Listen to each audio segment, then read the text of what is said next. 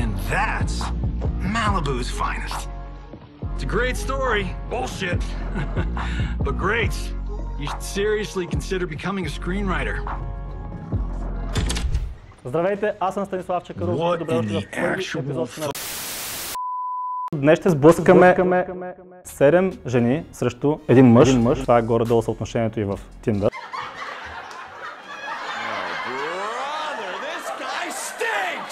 В следващите 5 кръга ще разберем коя от участничките ще се окичи с ето тази прекрасна корона. Но нека сега първо да ви се представят. Здравейте, казвам се Цвети Ценкова от град Монтана. Здравейте, казвам се Ивана. Здравейте, аз съм Диляна. Здравейте, казвам се Таня на 16 години от град София. Здравейте, аз съм Зет от Русе на 27 години. Здравейте, казвам се Любомира на 31 години от град София. Здравейте, казвам се... А сега да ви запознаем с нашите красиви спонсори. Effective, efficient, successfully tested. The Blitzer railgun system is the best solution against large raids. Transported by existing Army vehicles, the system is quickly ready to defend. The mobility of threat launchers makes them hard to locate and difficult to destroy quickly. As incoming threats are countered, Blitzer targets the launch platforms. This is the General Atomics Blitzer railgun system. Blitzer is the Army's fire projection solution.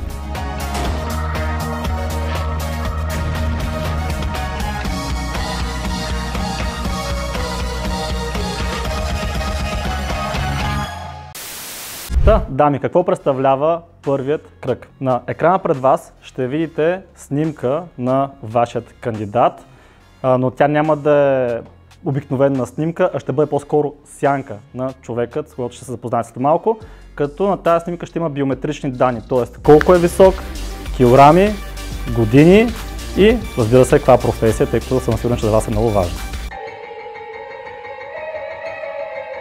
Така, сега, дами, това, което виждате пред вас е нашият пръв участник.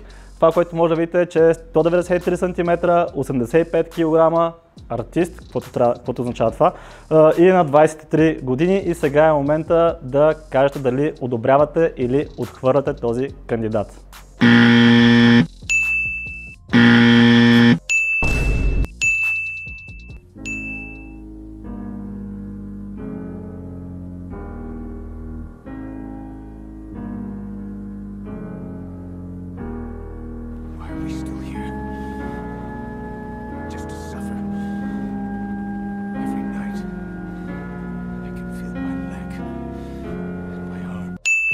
Това, което се случи току-що е, че две от нашите участнички отхвърлиха нашият кандидат и сега е време да го питаме защо. И сега нека да разберем защо Зет отказа този участник. Сигурно ще имаме... Защо? Моите по-хубаво... Защо? Като... Защо? И преподавам на деца, всъщност на неговите години. А той също може да занимава с деца. Притеснително. Значи мъж, който на 23 се занимава с деца е притеснително. Съмнявам. И сега от първи кръг останаха само 5 участнички и е време да получите един подарък. Той е тук. Казвам се Георги Петков, на 23 години от град София, занимавам се с музика и моделство и това е накратко за мен.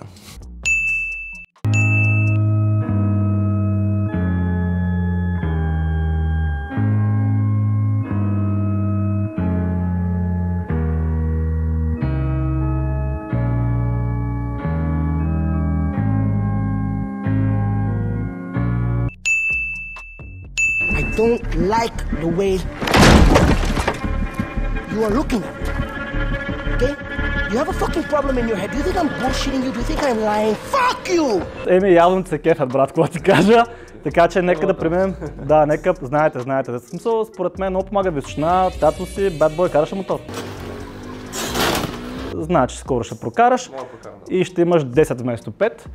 И сега нека да преминем към трети кръг.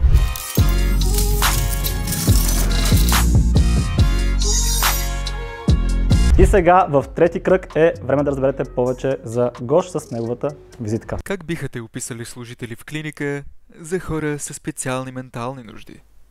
Биха му писали като различен, като забавен и интересна колоритна личност. Как се виждаш след 10 години? Какви са хобитата ти? Повърнах върху топката и върху новите им бутонки, така че и какво друго. Какво търсиш в една жена и какво би ненавиждал в нея? Когато са токсични, да, възбуждащо. Така че да. Аз бях Гош от почивка и това бяха моите бързи пет. Гош, сега няма те питам какви книги четеш, защото каза, че обича да четеш. Що те е страх от високо този човек? Нямам си. Добре, дами, това беше трети кръг и сега е момента да видим дали някоя ще го отхвърли тук. Man, I'm gonna break my monitor, I swear!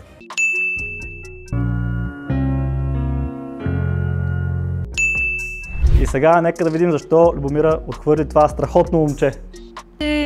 Брат, тук що беше френдзонът. Имаме първата френдзона официално в предаването. Най-вече защото съм по-голяма от него. Смятам, че ако положим нужните усилия, може да се получат нещата. Аз обичам Милки, така че няма проблем. Аз нямам дете още. Аз нямам още дете, не съм Милвка. Да. Аз мисля, че просто си по-така... Добре, имаме първият семейен, не всъщност френдзон скандал. Ако е за нещо по-сериозно, винаги сме френдзонвали. Първо ми казват, не искам нещо сериозно с тебе, така, поради какви си причини. Следващия момент, бам, айде. Какво правиш? Какво е това бам? Ляво десен. Това не е добре. Аз имах един приятел Ицо кафето. Не се базикам, той май слагаш нещо в кафето. Кани вкъщи на кафе и после нещо става. Мога да слага испанска муха, принципно. Испанска муха, да. Добре, в такъв случай продължаваме с дамите, които го искат. Дамите бяха до тук. Сега предстои ни четвърти кръг, като в четвърти кръг, Гош, от теб се иска да чуеш гласовете на тези прекрасни дами и да одобриш или да отхвърлиш спрямо гласа. Имате около 15-20 секунди да се представите набързо, може да ги питаш нещо и нека да преминаваме към четвърти кръг. Здрасти! Здрасти, как си?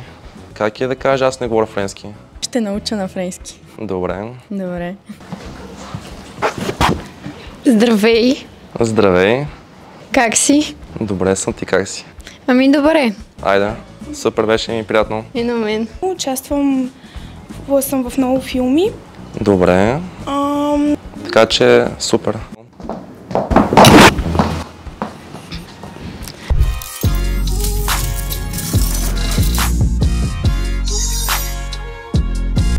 Четвърти кръг приключи и за съжаление отпадна Свети и кажи малко повече защо точно. Ами реално твоя глас, защото тук е на база глас, твоя глас беше много несигурен, много плах и принципно мъжете, което е много странно при нас, като усетим нещо такова, леко се отблъскваме, защото мъжете обичаме жени, които са не лично аз обичам жени, които са по-така отворени, които са по-така луди и шантави, разбираш ли.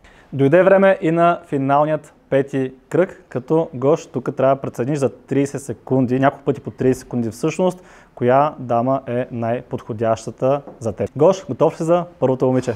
Готов съм. Хайде, давай. Ивана, заповядай. Здравей, отново. Сега, да ти кажа ли на колко съм години? Ами първо ми кликва на Зодия си. Мисля, че съм твоята между другото. Окей, така имаш едно бонус от мене. Така ли харесваш раци? Да, много ясно. Знаеш. Емоционални. Много. Какво говориш? Са много добри в леглото също. Окей, добре. На колко си? На 16. Връщам си последното изречение назад. Не сме добри в леглото. Връщай. Добре. Еми, в принцип не знаеш. Next. Свърши ли? Свършихме. Тъкмо ми хареса. Откачена си само кефи. Здрасти.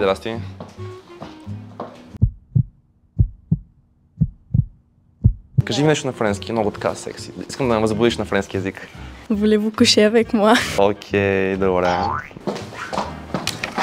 Здравей. Между другото, много им притича на моя бивша, като бях по-малък. Стига де. Добре, кажи ми нещо по-така интересно с тебе.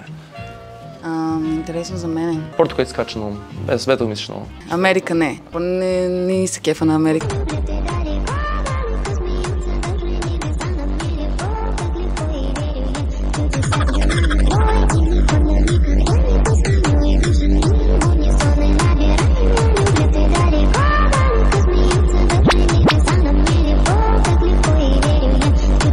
Next. Ето те пак. Да. Най-откачената. Абсолютно най. Има една приятелка Ивка Бебен. Ден 360 68 без секс реших да се повозя на отворен прозорец, за да може нещо да ми подуха. Много си пазнете между... Чакай пък до там. За себе си какво? Аз как занимавам с музика, актьорско моделство, Какво става с песните? Сега започвам да пускам. Няма да те питам какво ще правим, по-добре направо да го вадим, дай слагай, няма да пожалим, лето с теб, всичко да запалим. От кога разбра, че искаш да се занимаваш с музика, актьорство? С музика, както преди малко вашата колежка каза, аз... Искам да съм твоя папи, в леглото да правим скандали. Иначе по-добре смеш. Супер. Ще скачаме заедно с теб. Сега да те попитам, от колко години се занимаваш с музика? Очаквате много музика, само хитове. Айде. Ма ти хем си 16, хем си възбудена, какво се случва? Значи ти ще доминираш нашата връзка, така ли ще бъде? Ти ли ще ме командваш? Стига, крокни се малко, хем си по-малко, хем си по-отворена. Я обясни с мъжете какви неща прави.